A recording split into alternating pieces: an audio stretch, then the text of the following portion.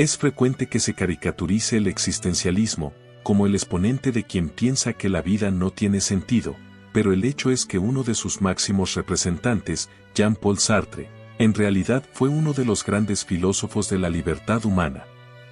Pero no es fácil llegar a percatarse de ello, simplemente por la dificultad y el peso argumental de su obra más importante, El ser y la nada. En la introducción, por ejemplo, Sartre define la conciencia como un ser tal que, en su ser está en entredicho en la medida en que este ser implica un ser distinto de sí mismo. Un discurso impenetrable, en el que es evidente la influencia de Heidegger. ¿Qué puede significar realmente? Para entenderlo, debemos empezar por la fundamental división en dos partes que Sartre hace del mundo, las cosas que tienen conciencia del yo, seres por sí mismos, y las cosas que no la tienen, cosas en sí mismas, los objetos que nos rodean y que componen el mundo. La conciencia existe por sí misma porque se puede comprender a sí misma. La mayor parte del libro está dedicada a este tipo de conciencia y lo que significa para quienes realmente la poseen, los seres humanos. En la base del pensamiento de Sartre está la idea de que las personas no poseen una esencia esencial. De hecho, cuando los humanos analizan su propio ser, lo que encuentran en su núcleo es nada. Pero esta nada es algo grande, porque significa que somos completamente libres para crear el yo o la vida que queramos. Somos libres en sentido negativo, porque no hay nada que nos detenga de ser libres. Sartre subraya lo siguiente. Estando el hombre condenado a ser libre, lleva sobre sus hombros todo el peso del mundo, es responsable del mundo y de sí mismo como una forma de ser. El ser y la nada captó el estado de ánimo de la Francia de posguerra, cuando todas las certezas se habían venido abajo. Si todo el sistema de valores del país había caído en tal confusión con la guerra, ¿había algo que mereciera la pena? Sartre representaba una nueva manera de ver y ser. Las personas podían escoger su futuro, y esta filosofía, aparentemente nueva, fue la que ilusionó a toda una generación.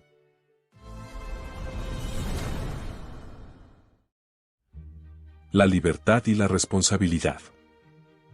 No solo somos responsables de lo que hacemos, subraya, somos responsables de nuestro mundo. Con nuestra vida, todos vivimos un determinado proyecto, de modo que todo lo que nos pueda ocurrir debemos aceptarlo como parte de ese proyecto. Sartre llega a decir que en la vida no hay accidentes. Pone el ejemplo del reclutamiento para la guerra. Es un error pensar que la guerra es algo externo que nos llega de fuera, y de repente se nos apodera de la vida. En realidad, la guerra se ha de convertir en mi guerra. Siempre podría salirme de ella con el suicidio o la deserción, pero, por una razón u otra, cobardía, inercia o no querer abandonar la familia o el país, sigo en la guerra y por no abandonarla, la he escogido. La existencia de la guerra depende de los soldados, y he decidido que exista. No tiene sentido entenderla como un bloque de tiempo separado de mi vida, que me aleja de lo que realmente quiero hacer, tener una profesión, una familia y demás. Al estar en la guerra debo asumir toda la responsabilidad de ella y del tiempo que esté en ella. En palabras de Sartre, me elijo día tras día. La forma de ser de la humanidad es una constante elección del yo propio. Las personas pueden desear vivir en otro tiempo y no tener que estar en la guerra, pero el hecho es que forman parte de la época que llevó a la guerra, y hallarse en otro tiempo estaría en contradicción con tal realidad. Así pues, yo soy esta guerra, mi vida es la expresión de la época en que vivo, por lo que desear otra vida carece de sentido, es una fantasía ilógica. Estamos abandonados en el universo, apunta Sartre. La angustia nace de la conciencia de que no somos el fundamento de nuestro propio ser, es decir, no nos inventamos ni elegimos nacer, y tampoco podemos ser el fundamento del ser de otras personas. Todo lo que podemos hacer es elegir el significado de nuestro ser, viendo todo lo que hay en el mundo como una oportunidad, aprovechada, no aprovechada o inexistente, sin más. Quienes se dan cuenta de que escogen el sentido de su propio ser, aunque sea una idea aterradora, son absolutamente libres. Pueden vivir sin excusas, lamentaciones y remordimiento, y asumir la plena responsabilidad de sus actos. El objetivo de los humanos es darnos cuenta de nuestro propio ser y nuestra libertad, y apreciarlos. Otras metas que nos fijamos para reemplazarlo, indican un espíritu de seriedad, que sugiere erróneamente que lo que hago es de suma importancia. Como dice Sartre, el éxito no es importante para la libertad. Para ser libres no tenemos necesidad de conseguir lo que deseamos, simplemente tenemos que ser libres para tomar una decisión. Vivir como si nuestros actos fueran de suma importancia, o dedicar la vida a intentar vivir de acuerdo con algún tipo de sistema de valores morales universales, es una especie de mala fe. Solo al decidir realmente por nosotros mismos lo que vayamos a hacer en cada minuto, creando nuestra propia vida como si fuera una obra de arte nacida de esta libertad absoluta, nos percatamos de todo nuestro potencial como ser humano. La afirmación de Sartre de que el hombre es lo que no es y no es lo que es, significa que no podemos escapar de la facticidad, los hechos concretos de nuestra existencia, como el sexo, la nacionalidad, la clase o la raza. Todo ello nos da un coeficiente de adversidad que convierte en dura batalla todo tipo de logro en la vida. Sin embargo, tampoco somos sin más la suma de nuestra facticidad. El problema es que nos reprimimos de hacer cosas completamente nuevas, cosas ajenas al carácter, porque valoramos nuestra propia coherencia. La coherencia, o el carácter, es a la vez una forma de seguridad y la lente con la que miramos e interpretamos el mundo, pero es en gran medida una ilusión. Pese a todos los factores que nos limitan la existencia, somos más libres de lo que pensamos, dice Sartre. La mala fe. El famoso concepto sartriano de mala fe se basa en la distinción entre dos tipos de mentira, la mentira regular, que implica que quien miente en realidad está en plena posesión de la verdad que oculta, una mentira relacionada con algo del mundo de los objetos y que expresa la idea de que yo y los demás somos independientes. Y la mentira a uno mismo, una mentira de la conciencia que no implica separación alguna entre el que engaña y el engañado. Esta segunda mentira es menos clara y más grave, porque conlleva huir de nuestra libertad. En palabras de Sartre. Pero entonces la mala fe tiene en apariencia la estructura del mentir. Solo que lo que todo lo cambia, es el hecho de que a quien oculto la verdad es a mí mismo. La mala fe exige que la persona se tome las cosas al pie de la letra, y se basa en la oposición a la idea de desvelar completamente las cosas para hallar la verdad. Si no es una mentira directa, es convencerse uno mismo de no fijarse mucho, por si hay algo oculto que pueda no gustarle. Sartre dedica varias páginas a refutar a Freud. Este pensaba que las decisiones y acciones de las personas están obstruidas constantemente por la mente inconsciente, pero cuando Sartre se puso a leer él mismo los ejemplos de Freud, descubrió que aquellos que se tumbaban en el diván del médico vienés eran simples casos de mala fe psicológica.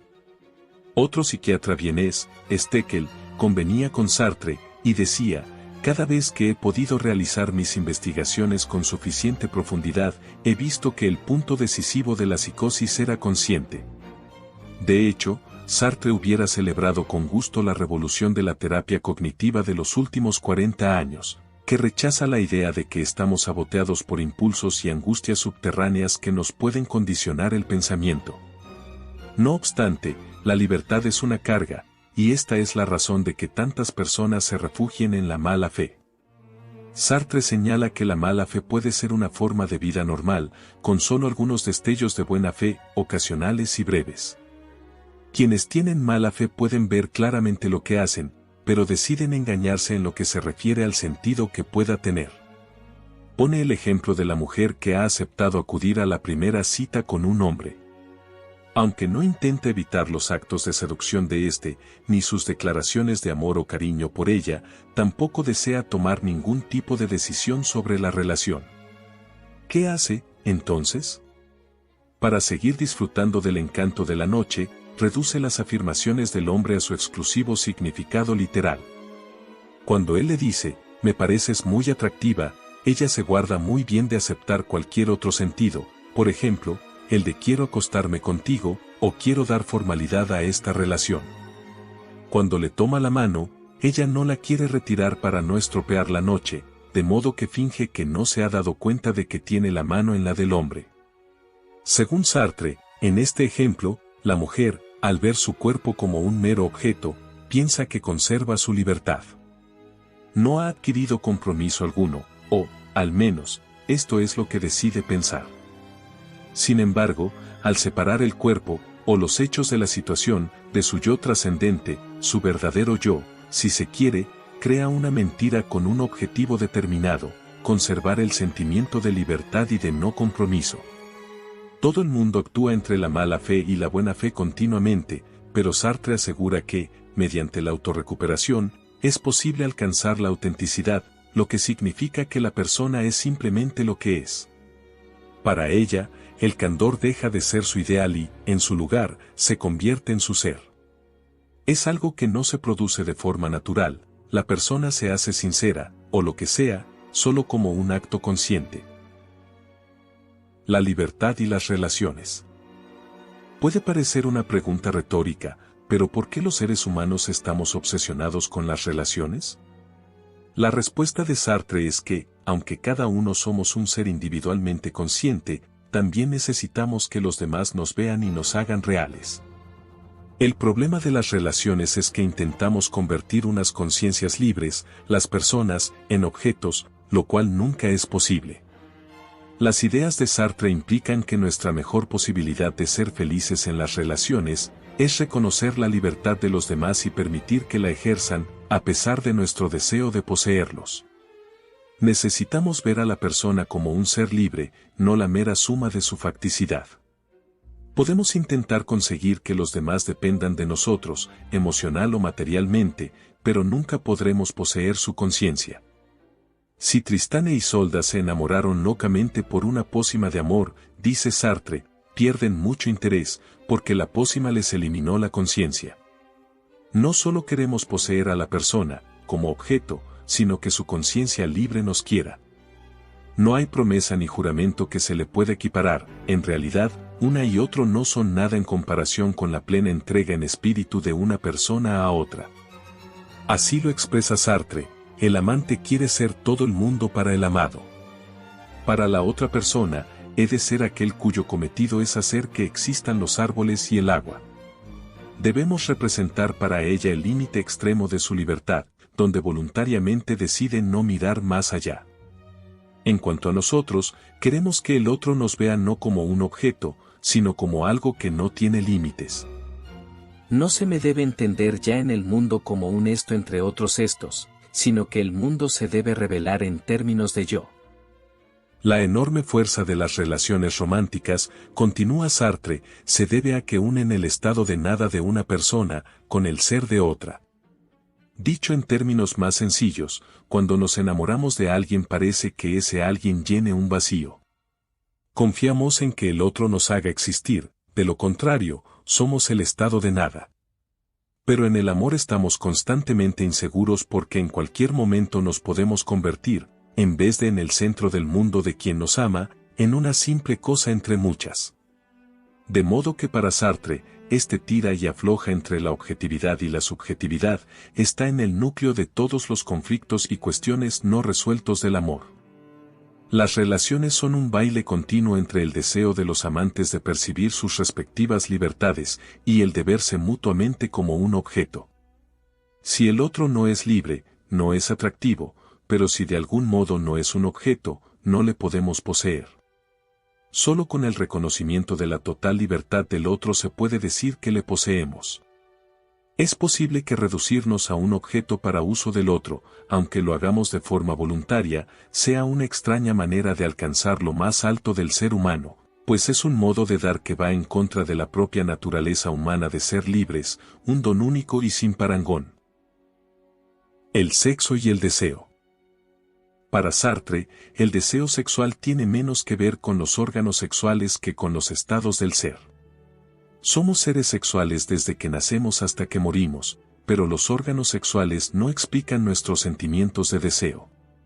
No deseamos a alguien por puro placer, ni simplemente porque sea en quien depositemos el acto placentero de la eyaculación, como veíamos antes, deseamos una conciencia. Existe una gran brecha entre el deseo normal y el deseo sexual, subraya Sartre. Podemos desear tomar un vaso de agua, y una vez que nos lo hemos bebido nos sentimos saciados. Así de simple. Pero el deseo sexual nos compromete, señala. La conciencia se atasca por el deseo, dicho de otro modo, nos invade. Podemos dejar que lo haga o impedirlo, pero en ambos casos el apetito sexual no es igual que los demás, porque implica la mente, no solo el cuerpo. Decimos que el deseo nos posee o nos abruma, unas expresiones que no solemos utilizar cuando hablamos de hambre o sed, por ejemplo. Sartre equipara el deseo sexual con la necesidad imperiosa de dormir, de ahí que parezca que poco podamos hacer contra él. La conciencia cede el paso a simplemente ser cuerpo, o, en sus palabras, el ser que desea se hace a sí mismo cuerpo. Al mismo tiempo, durante el sexo deseamos hacer de la otra persona exclusivamente carne, revelándonos así también nosotros mismos como solo carne. No solo queremos que la otra persona se despoje de todo vestido y adorno, sino que ese cuerpo sea un objeto, que deje de moverse. En palabras de Sartre. Nadie está menos en carne y hueso que el bailarín, aunque esté desnudo.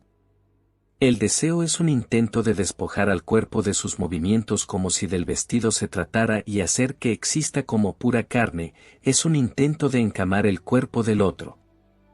La caricia, indica Sartre, hace que nazca la carne del otro, despierta en él el deseo y al mismo tiempo hace que nos percatemos de nosotros mismos como cuerpo, un cuerpo que pertenece al mundo.